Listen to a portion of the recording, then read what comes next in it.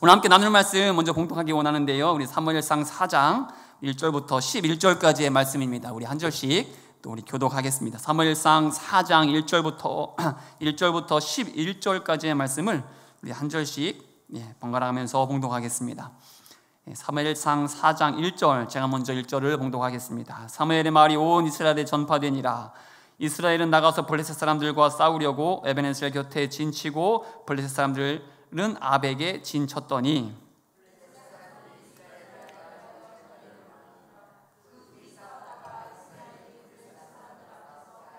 그들에게 전쟁에서 죽임을 당한 군사가 4,000명가량이라. 백성이 진영으로 돌아오매 이스라엘 장로들이 이르되 여호와께서 어찌하여 우리에게 오늘 블레셋 사람들 앞에서 패하게 하셨는고 여호와의 언약궤를 실로에서 우리에게로 가져다가 우리 중에 있게 하여 그것으로 우리를 우리 원수들의 손에서 구원하게 하자 하니,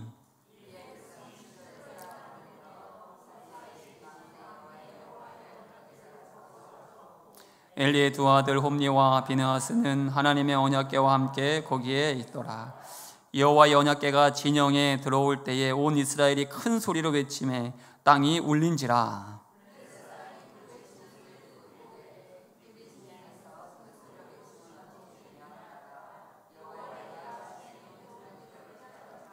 블레셋 사람이 두려워하여 이르되 신이 진영에 이르렀도다 하고 또 이르되 우리에게 화로다. 전날에는 이런 일이 없었도다.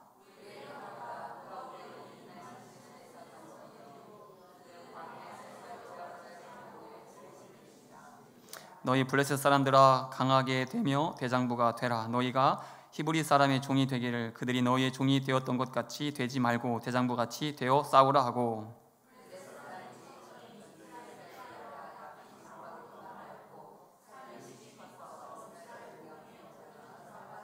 다 함께 봉독합니다. 하나님의 궤는 빼앗겼고 엘리의 두 아들 홈니와 비느하스는 죽임을 당하였더라. 아멘. 오늘 무명이어도 좋아라는 제목으로 함께 은혜의 말씀 나누기 원합니다. 오늘은 금요 기도에 그래도 열심히 기도하시는 분들이기 때문에 좀 부담스러운 말씀이 선포되어도 기쁨을 아멘으로 다 이렇게 화답할 줄 믿습니다. 은정이 믿습니다. 저희 가족은 지난번에 말씀드렸듯이 야구를 많이 좋아합니다. 그래서 주성이는 야구 선수를 되겠다고 지금 그런데 저희가 올해 야구를 더 재밌게 보는 이유는 저희가 응원하는 한화라는 팀이 늘 꼴찌만 하고 있다가 지금 1등을 달리고 있습니다. 그래서 저희도 볼 때마다 어색합니다. 그래서 맞나 싶기도 한데, 그런데 참 아이러니한 것은 저희가 정작 좋아하고 응원하는 그 야구를 잘 보지 못한다는 사실입니다. 시간이 없어서가 아니라 저희가 보면 잘 던지던 투수가 홈런을 맞거나 잘 치던 타자가 삼진으로 아웃을 당하기 때문에 저희는 서로 간에 못 보게 해요. 서로 감시를 합니다. 심지어 저희가 볼 때 경기에서 지기도 하기 때문에 그래서 응원도 하고 또 야구를 좋아하지만 마음 편히 경기를 보지 못합니다. 몰래 화장실 가서 몰래 훔쳐보듯이 야구를 봅니다. 그러다가 만약에 홈런을 맞거나 또 타자가 삼진 아웃 당한다 그러면은 소리칩니다. 누가 봤어? 누가 지금 보고 있지? 그런 상황이 돼버렸습니다. 또 얼마 전에는 한화가 무려 12연승을 했습니다. 12번을 연달아 이겼다는 뜻입니다. 그런데 그렇게 12번을 이기는 동안 한화의 감독, 그러니까 베테랑 김경문 감독님인데 그분이 12번을 이기는 동안 같은 옷을 늘 입고 감독의 자리를 지켰다라고 합니다. 빨지도 않고 냄새나는 그 옷을 입고 경기했다가 또 벗어놓고 그대로 다시 입고 12경기를 연달아 그렇게 했다라는 거예요. 그렇다면 도대체 왜 한화의 감독님은 옷을 갈아입지도 않고 계속 같은 옷을 12연승하는 내내 입고 있었을까요? 그리고 또 저희 가족은 그렇게 좋아하는 야구 경기를 보지도 못하고 마치 보지 못할 영상을 보는 것처럼 몰래 들키지 않고 훔쳐서 봐야 하는 것일까요? 그 이유는 다른 거 아닙니다. 과거에 그랬던 경험이 반복적으로 있었기 때문입니다. 그러니까 우리가 보았을 때 때마침 홈런을 맞았고 또 보았을 때 때마침 삼진 아웃을 당하는 그러한, 심지어 보았을 때의 경기에 지는 반복된 경험이 있었기 때문이죠. 그리고 또한 그 한화 감독님도 같은 옷을 입었을 때 이기는 그 경험, 그러한 반복된 경험으로 인해 계속 같은 옷을 입고 그 더러운 옷을 입고 계속 감독의 자리를 지켰다라는 겁니다. 오늘 본문은 블레셋과의 전쟁을 보여줍니다. 그런데 전쟁에서 말씀을 보면 이스라엘이 블레셋에 패했습니다. 그래서 무려 4,000명이나 죽임을 당했다라고 말씀을 전하는데, 우리 2절의 말씀 다 함께 한 목소리로 다시 한번 봉독하시죠. 2절입니다. 시작.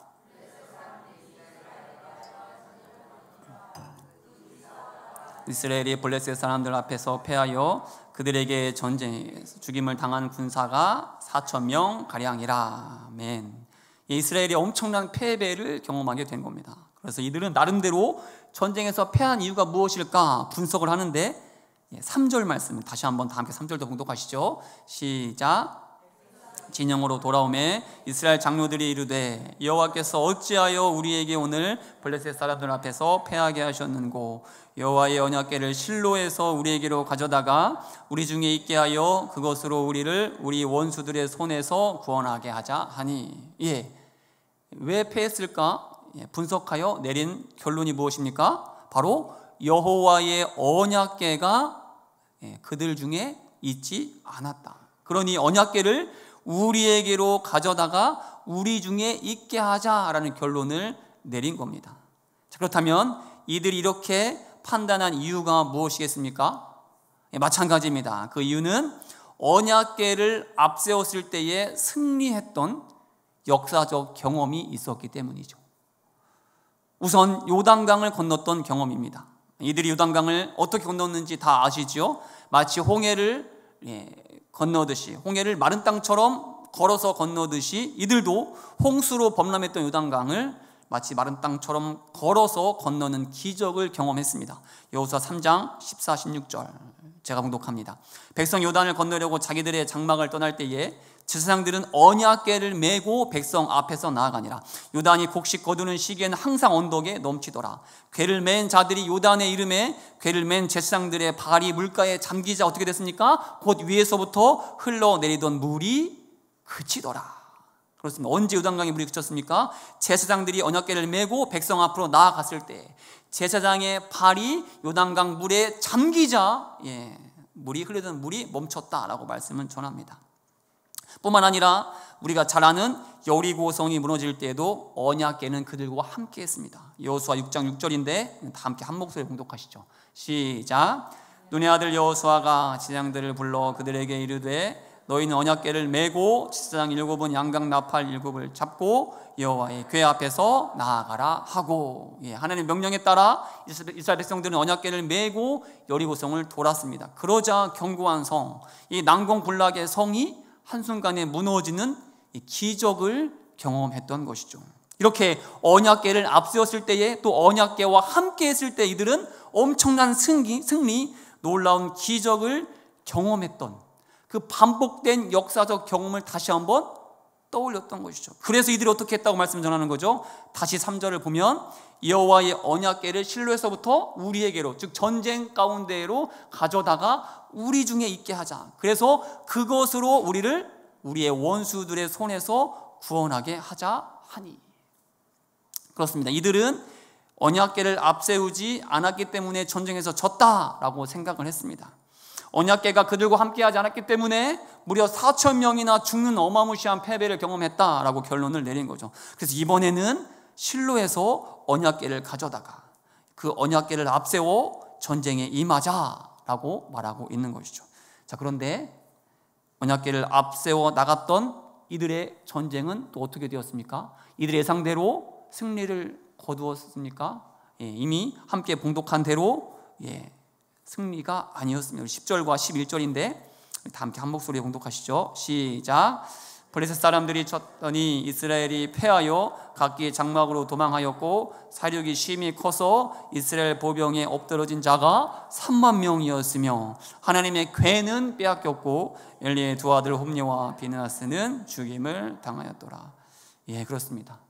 훨씬 더 큰, 앞선 전쟁에서 패한 것보다 더 심각한 패배, 더 나아가서 하나님의 궤를 빼앗기는 그러한 참혹한 패배를 경험하게 된 것이죠. 그렇습니다.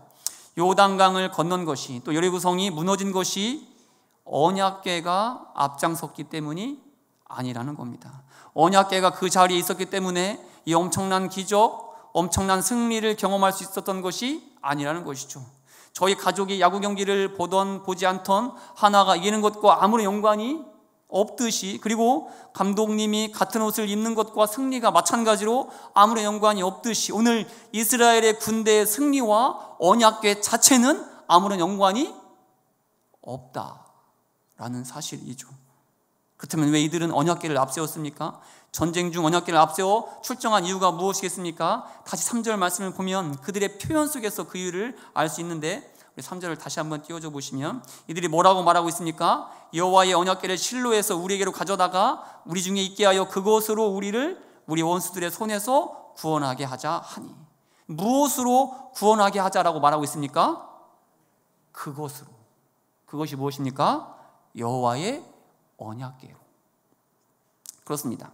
오늘 본문 속 이스라엘 백성들은 감히 하나님을 수단 삼아 전쟁에서 승리하려고 했던 자들이었습니다. 감히 하나님을 한낱 언약궤로 조종하려는 시도를 했던 것이죠. 그것으로 우리를 우리의 원수의 손에서 구원하게 하려고 언약궤를 앞장 세워 전쟁에 나갔다라는 사실입니다. 그런데 오늘 본문 속 이스라엘 백성들의 모습이 많이 익숙하지 않습니까? 오늘날 우리의 모습, 많은 믿는 자들의 모습은 아닙니까? 언약궤를 앞세웠으니 언약궤가 우리와 함께하니 당연히 이겨야 한다고, 아니 반드시 이기게 해야 한다고 마치 언약궤를 부적처럼 여기는 신앙이 오늘날 많은 그리스도인들의 모습은 아니냐는 것입니다. 내가 이만큼 기도했으니, 내가 이렇게 열심히 봉사했으니, 내가 이렇게 많이 헌금했으니 하나님은 반드시 나에게 복을 주셔야 한다. 감히 하나님을 언약궤로 조종하려는 자, 감히 하나님을 나의 종교적 행위로 조종하려는 자가 바로 오늘날 혹시 우리의 모습, 나의 모습 아니냐라는 것입니다.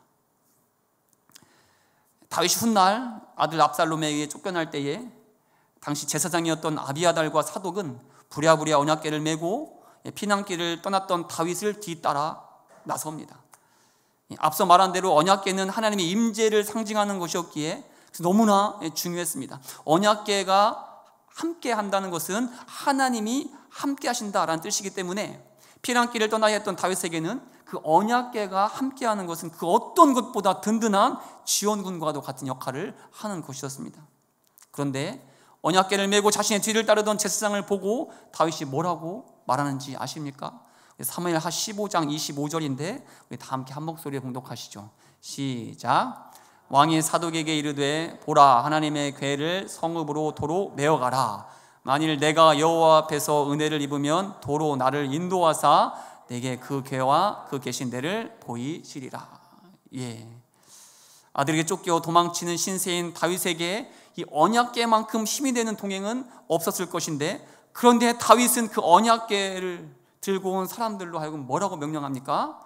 다시 도로 메고 가라. 성읍으로 돌아가라. 무슨 뜻이겠습니까 이게? 나는 감히 하나님의 언약궤를, 감히 하나님을 나의 왕권을 지키기 위한 수단으로, 도구로 삼지 않겠다. 이렇게 말하고 있는 것 아닙니까?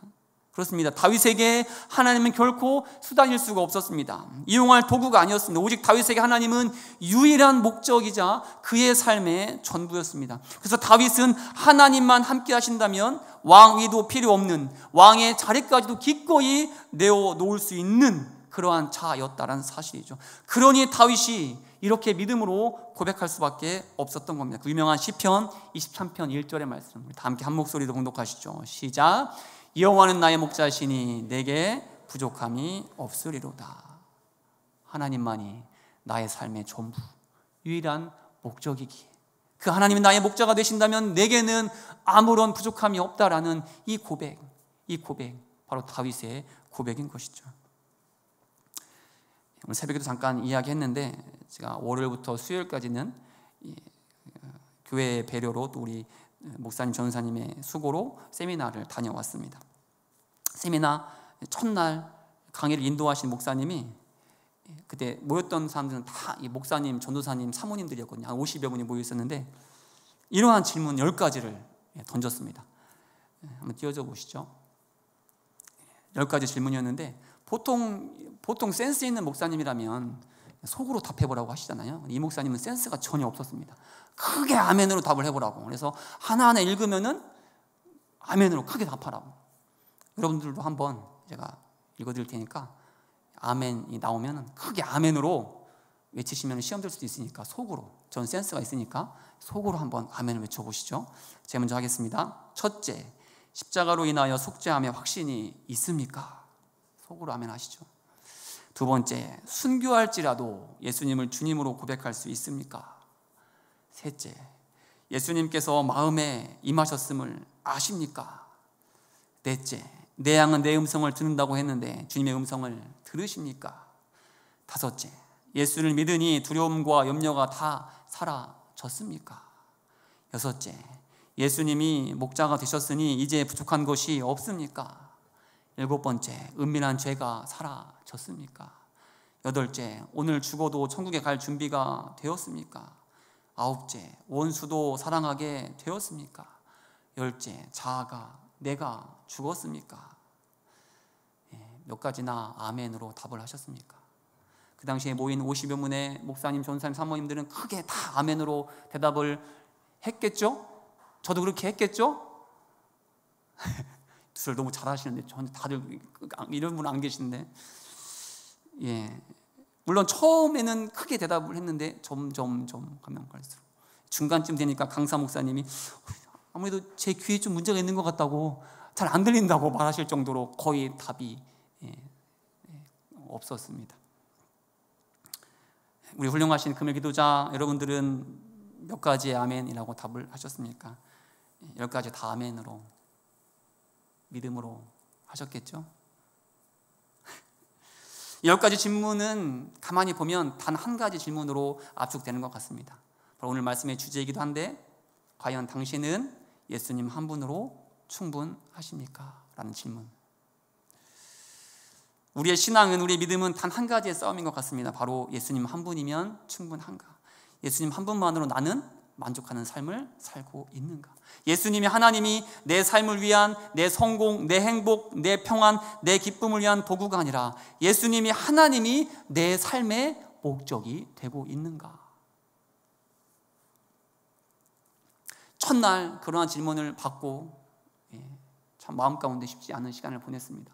마지막 날 강의를 하기에 앞서 작은 미니 콘서트를 하나 이뤄주셨는데, 그때 His Will이라는 제가 참 좋아하는 그 CCN 가수가 와서 30분 정도 이렇게 찬양을 부르고 갔는데, 마지막 앵콜곡이 참 제가 좋아하는, 오늘 설교 제목이기도 한 무명이어도 좋아라는 제목의 찬양을 앵콜곡으로 해 주었습니다. 그 가사가 제가 아마 설교 때도 한번 인용했을 텐데, 이 찬양의 후렴구 가사가 이런데 제가 읽어드리겠습니다. 우리의 이름이 평생 무명이어도 좋아, 하나님만 드러나는, 하나님만 보게 되는, 주님이 일하시는 그러한 찬양을 한다면 우리의 이름은 평생 무명이어도 좋아. 가사와 다르게 찬양은 상당히 신나는 찬양입니다. 들어보시면 참 신난데 가사는 전혀 신나지 않죠. 콘서트 후에 첫째 날 강의를 하셨던 목사님, 그 10가지 질문을 했던 목사님이 다시 올라오셔서 이 찬양의 가사를 들으시더니 다시 우리에게 질문했습니다. 그런데 여러분, 정말 무명이어도 좋습니까? 정말 평생 아무도 알아주지 않는 삶을 살아도 괜찮습니까? 라는 질문을 다시 한번 우리에게 던졌습니다. 어찌 보면 첫날 던졌던 질문 10가지를 압축해서 다시 한번 던진 것과도 같았습니다. 그때 제가 어떻게 답을 했을까요? 참 감사하게도 제 마음 깊숙한 곳에서 그 어떠한 두려움과 거리낌과 염려가 없이 아멘이라는 답이 나왔습니다. 제가 지금 그런 삶을 살고 있어서도 아닙니다. 그렇게 살 자신이 있어서도 아닙니다. 앞으로 제가 또 어떠한 모습으로 살지, 다시 하나님을 도구 삼아, 하나님을 수단 삼아 사는 삶을 살게 될지도 저도 자신은 할 수 없습니다. 그런데 제가 아멘이라고 답을 할 수 있었던 이유는 나를 도구 삼지 않으시고 나를 수단 삼지 않으시고 나를 먼저 목적 삼아주신, 그렇게 나를 위해, 오직 나만을 위해 자신의 모든 것을 내어주신 그 하나님의 사랑, 그 하나님의 은혜를 다시 한번 확인했기 때문입니다. 그 사랑을 내가 누리고 있음을 다시 한번 확인했기 때문에 그 사랑에 의지하여, 그 사랑을 베풀어 주신 그 하나님을 믿음으로 의지하여 아멘이라고 기쁨 가운데에 고백할 수 있었습니다. 저는 오늘 이 자리에 오신 우리 금요기도자 모든 분들도 동일하게 제가 만난 그 하나님을 만남으로 이 자리에 나오신 줄 믿습니다. 우리가 죄인 되었을 때에, 우리가 아무 쓸모 없을 때에 먼저 사랑해 주신 그 하나님을 만났고 지금도 그 사랑을 변함없이 누리고 계신 줄 믿습니다. 그렇다면 오늘 저의 그 믿음의 고백, 하나님을 위해서라면, 하나님만 드러낼 수 있다면 나는 무명이어도 좋습니다라는 이 고백이 이 자리에 나오신 우리 모든 금요기도자 한 분 한 분의 고백이 될 수 있길 온 마음 다해 축복합니다.